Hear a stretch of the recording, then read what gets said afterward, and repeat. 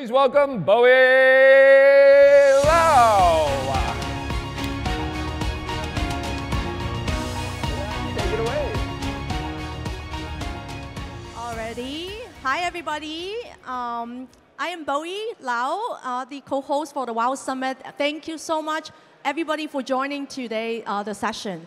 I never got a chance to introduce myself earlier. I'm from Hong Kong, by the way. I basically wear two hats. One side, I am a venture investor focused on early stage investment in technology startups. Indirectly, I'm also invested a VC fund called True Global Ventures as a partner. And the fund specifically focuses on Web3 blockchain investment, including Hong Kong Unicorn, Animoca Brands, and Sandbox. On the other hand, I'm a venture builder. So I do a lot of activities building a lot of ventures through events and through advisory. Today, I have the privilege and honor to speak with a really good friend of mine, WhaleShark. A little background of himself, but I'm going to ask him to introduce. But one key fact, WhaleShark is the, one of the biggest NFT collector in the world. Second, he's also a second biggest land owner of the Sandbox Metaverse project. So great to have you, WhaleShark. Thank you so much for joining me. A real pleasure to be invited to the event today. Thank you to you and thank you to the WOW Summit organizers. Absolutely thrilled to be here. Great. Well, thank you so much because I really feel so special. I understand that you haven't spoken in all these conferences and events for the last 8 months. So you really gave me face by showing up to this event. So thank you so much for all your support. WhaleShark, for those who don't know you, could you please kindly introduce yourself and let the audience know a little bit more about what you do?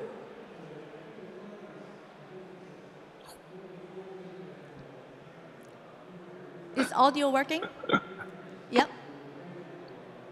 Hello, WhaleShark, can you hear me?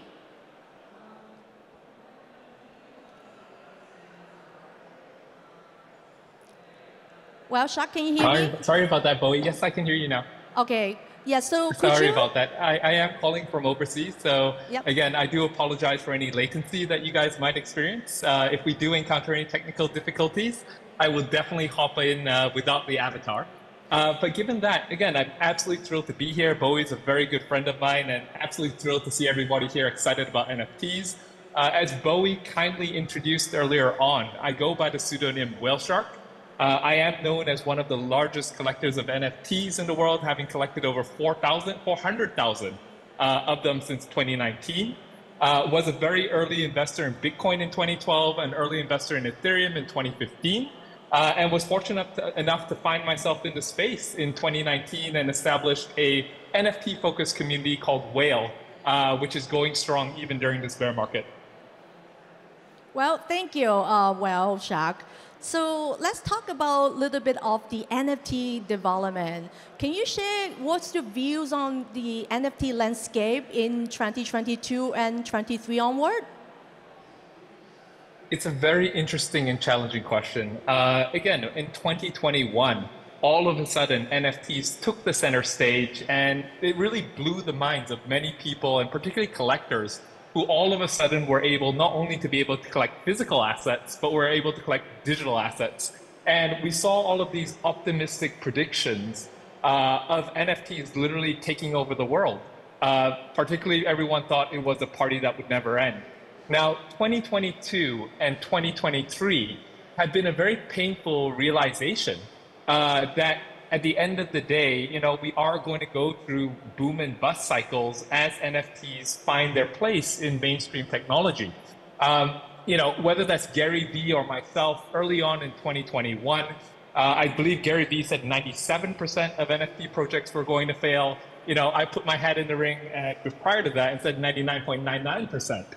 of NFT projects are going to fail. And it's just simply a nature of an emerging technology. So, what we've seen in 2022 to 2023, I would not only say that 99.99% of NFT projects have relatively struggled, but 99.99% of the market participants whether they be collectors, whether they be businesses, whether they be, again, more experimental financial funds, have really capitulated out of the space simply due to the correlation between the crypto market and NFTs. So, while I would love to say that the non-fungibility of NFTs, help it escape, I guess, the market forces that you see with more fungible assets such as crypto, unfortunately, what people fail to realize that a lot of the 2021 bull run was due to the fact that you had a significant amount of crypto money entering the NFT space looking for that next 5x, 10x, 100x, 20x. And once that crypto market started to cave in, essentially all of those market participants were no longer able to hold up the liquidity of the market to be able to move forward. So 2022 to 2023 has been an extremely trying year, I guess, for the NFT space. But what I will leave you with last for that question is that behind the scenes, when you look at asset classes such as art or asset classes such as the metaverse and digital land, there's been an immense amount of building on all sides that really is forming the foundation for more mainstream adoption in the future. Great, thank you for sharing. I couldn't agree more. I know we have many discussions in the past on the side in our private chat, but I think most of the people would like to know, how do you evaluate project? Because you come across many in the past, but what are the most important, I guess, factors? What are the questions usually asked? So my job as an NFT investor or an NFT collector is really to evaluate projects and assets as closely and as meticulously as I can. And I'll share with you what they call now the WhaleShark investment or WhaleShark NFT investment playbook. But I can tell you that it is very much still the fundamental analysis that you use as an angel investor or as a venture capitalist, right? So this was published by CoinDesk a couple of years ago, but essentially what I do is I focus on the fundamentals, and there are mainly four to five main things that I look at. The first thing, as always, you need to look at the team. You need to understand that the team is competent enough to carry through on the roadmap they delivered. And again, similar to investing in companies in any other industry, if that team does not congeal well, if they're not able to keep on their roadmap promises, essentially no matter what assets you buy from them, it's all going to go down the drain. So team is of utmost importance for me when I'm looking at a project.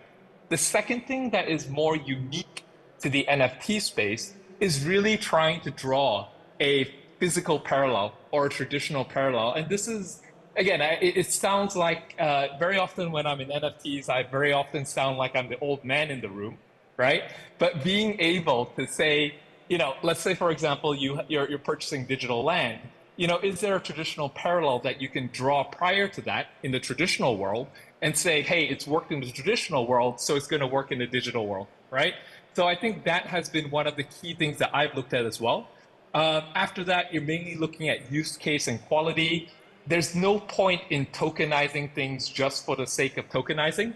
They have to have some form of unique use case that will provide a point of differentiation and fully leverage this new digital environment that these assets exist in.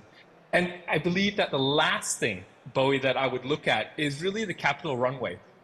Coming back to what I said earlier on, 99.99% of NFT projects are going to fail. It has happened simply because, almost tying back to the issue of team, if you lack the experience of capital management, what happens to all of your assets when you run out of capital runway? So when I do look at projects, when I do look at assets, and you'll see that I'm the largest holder of, things from Animoca as well as things from, Immutable X. These companies have have hundreds of millions of dollars in the coffers. They're not going anywhere anytime soon. But if you cannot survive, then you cannot thrive, whether that be in the bear market or in the bull market, Bowie. I couldn't agree more. We were talking about the capital runway, especially during this bear market. Minimum, you got to have ideally 18 to 24 months. But you were telling me you actually expect to see 2 to 3 years, much longer than what I told all the startups. I do. So the issue with the Web3 market as a whole is that there's so much volatility and there are so many unknowns and ambiguity within the space that honestly, I get up every single morning looking at the news and I don't know what I'm going to see on the headlines that day, right? As I'm sure it's with all of us. Now, the only way that you can protect yourself from market forces, regulatory forces, or anything, or any effects whatsoever, is to be able to have enough capital to, just shoulder and barrel through all of these challenges. Now, I know that, 6 to 12 months in crypto land is probably 6 to 12 years anywhere else. I've felt that I've grown another 40 years over the last 4 years.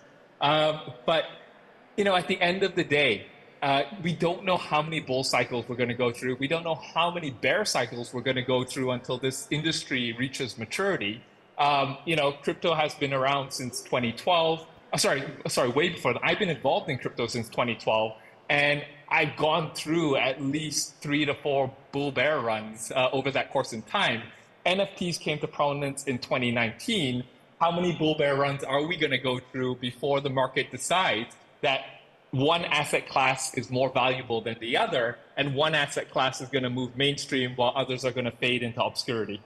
Absolutely. Let's deep dive to an interesting, a dispute.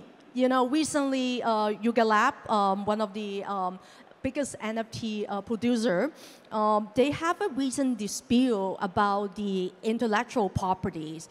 Could you, from your perspective, could you please share what you think? Maybe perhaps you tell us what actually happened.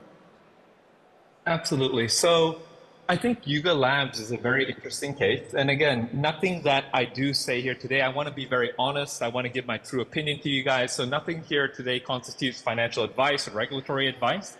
But, BAYC, or Bored Ape Yacht Club, is a very interesting case in terms of, what happens when you have digital assets on the blockchain that all of a sudden are placed under the scrutiny of legal and financial regulators, right? So there are so many different. I want to say there's so many different conflicts that they're involved in at the moment. So I'll try to hit off one by one. I don't think I have an answer for all of them, but what I do know, I think a lot of these raise more questions than answers. When you look at BAYC, I think, again, BAYC has become, or PFPs, profile pictures, have become very synonymous with the NFT industry as a whole, right? Or NFTs as a whole, when in the actual fact, NFTs, they span a wide array of asset classes like art, like digital land, like gaming assets, collectibles, et cetera, et cetera. Now, given that, BAYC, I would say, probably has about 5 or 6 ongoing issues, some moral, some legal, that really do need to be resolved out as we move forward. The first one is, I would say, the undercompensation of the original artists who did a lot of the work for the elements of a Bored Ape, All-Seeing Seneca, right?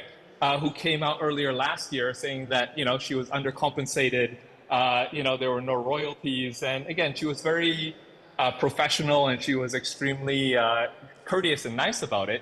But given that a project has blown up this big without that recognition, again, I do think it was throwing a little bit of egg on the artist's face.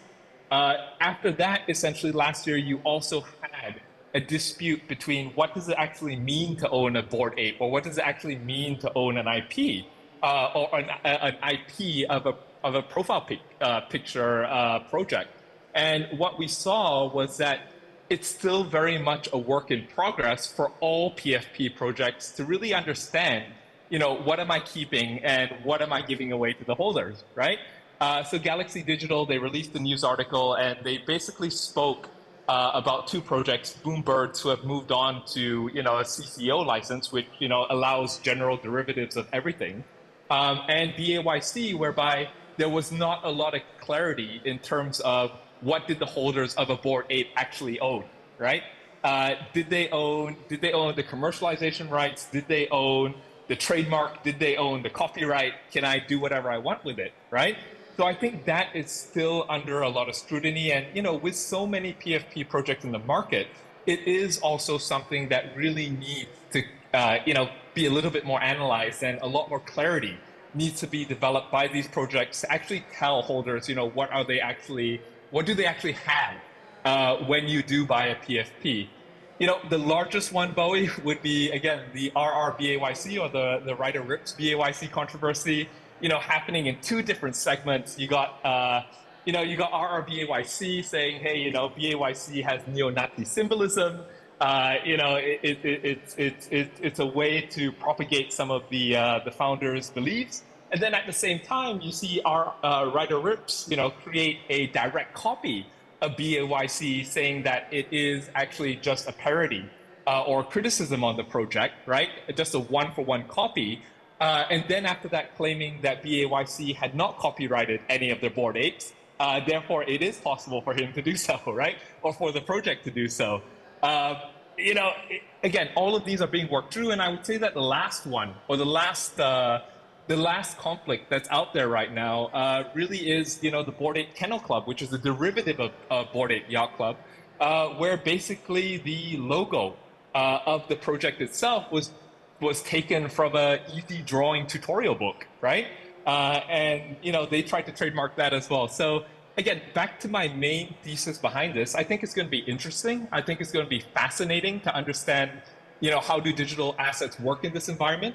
But the two main questions are, for me, right, based on everything that's happened, is, are PFPs art, or are they some sort of semi-fungible security? And the second question I have is, if nobody owns the copyright of these PFPs, then why are these things worth so much?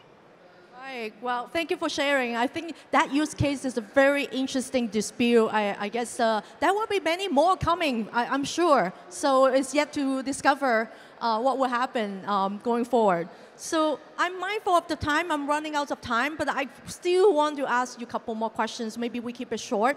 So what is the outlook of the NFT/metaverse in 2023, or perhaps next year, 2024? So I think, so the main thesis behind the NFT market as a financial market, right? If we put it, is that is largely tied to crypto, right? That's my opinion. So essentially what we'll see is when Bitcoin and Ethereum rise, we'll see also the rise of NFTs, right? Mainstream money has not entered the space yet. Now, again, anything that I say doesn't constitute financial advice, but history is never wrong. And what we've seen often within the crypto market is a 2-year bear and then a 1-year bull.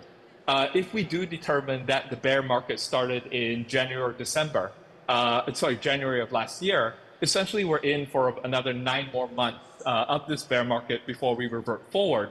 So, again, everyone thinks that they can beat history. A lot of influencers in January and February of last year said, it's going to be an extended bull market. I think we're in for a bear market all the way to the end of the year before we see some light at the end of the tunnel. Oh, that's tough. So I guess hang in there. But Hong Kong is promising. I think we've been talking about how Hong Kong government is so determined and supportive to make the Hong Kong the main financial hub, especially in the digital space, digital asset space. So I think more opportunities will definitely happen here in Hong Kong, which is why we have this WhaleShark Summit. As part of the WhaleShark Summit, we also have a NFT art exhibit featuring many artwork, right? And WhaleShark, thanks for your support. And I know some of your artists that you have specifically chosen to feature. Can you tell us a little bit more about the artists? Absolutely, and I love Hong Kong. Bowie got to meet me very shortly in person in Hong Kong. Absolutely love it, and it's a wonderful place for NFTs, given how much art, how much culture is in the region. Now, given that, we're absolutely psyched and absolutely excited to be able to bring some very, very prominent female artists to the summit. I've had my curatorial team select actually 5 of them. I wish I could show you all of them, but again, we do have limited space. So essentially what we have is we have 5 artists from varying backgrounds, from varying diversity. We have Shuli Chang, who's an extremely prominent American-Taiwanese artist who was actually showcased at the 2019 Venice Biennale. So she's extremely prominent. That was what we have there as one of her first works. We have Josie Bellini, who is a true OG from the crypto art space and used to do Bitcoin art. And again, a lot of the art within the space does reference digital currency, and she does that. We have Sturik, who's a wonderful artist out of Turkey, who actually did do art for some of the major packaging in China. We have Debbie H, who's a South Korean artist based out of London, who's simplistic, minimalistic styles, really capture the audience. And last but not least, we have Nadia Forkosh, who is a Ukrainian-based artist. And again, I believe that her work is just going to blow all of you away. Thank you so much, WhaleShark. One final question. Can you give us one key takeaway for our audience today? Absolutely. I think the main key audience, speaking from the NFT side, I believe in investing in inevitabilities, right? When you look for an opportunity, you don't want to look for maybe, maybe not. You want to look for inevitabilities. And what I mean by that is that something is definitely going to happen. Now, when you look at the Web3 space, I invest in crypto, I invest in DeFi, I invest in all these different things. However, the one thing that I do know is that NFTs are inevitable. Crypto is better money. Decentralized finance is better financial services. However, there is no other way other than NFTs to determine the provenance, scarcity, and ownership of digital assets in a digital age where we're all moving towards the metaverse. Thank you, WhaleShark, and I look forward to hosting you in the near future. Thank you so much, Bowie. Thank you, Wow Summit. Back to you, Andrew. Thank you so much for joining us. Thank you. Thank you so much, Bowie. What a great job for bringing WhaleShark to this event. We're absolutely thrilled with that.